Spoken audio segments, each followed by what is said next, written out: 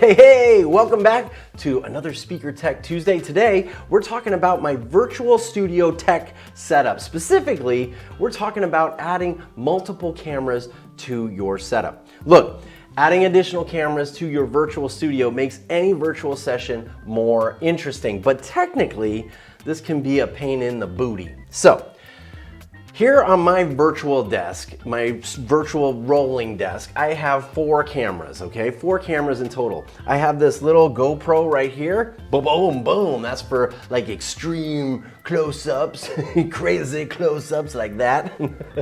and I have this little desktop camera here. Let me show you that. I have the dock camera. See, that allows me to kind of draw when I'm live, like, hi, speakers. See that? Yeah, it's pretty cool. Boom. That's my little desktop camera for drawing.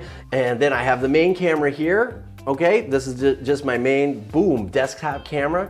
And then I have this rolling camera. This is right, you can barely see it right here. I have this rolling camera for like additional cutaway shots and stuff if I'm moving around the studio. So that, my friends, is 4 cameras. Now, getting 4 cameras into your computer for streaming isn't that easy. That's why I've invested in the ATEM Mini Pro. Yes, this little switcher right here on my desk is all I need to switch the cameras with ease. All you do is plug in your 4 sources or your cameras and you only have one HDMI output that goes into your computer, and that way you can change cameras anytime you want. Boom, right? Like that's how it works.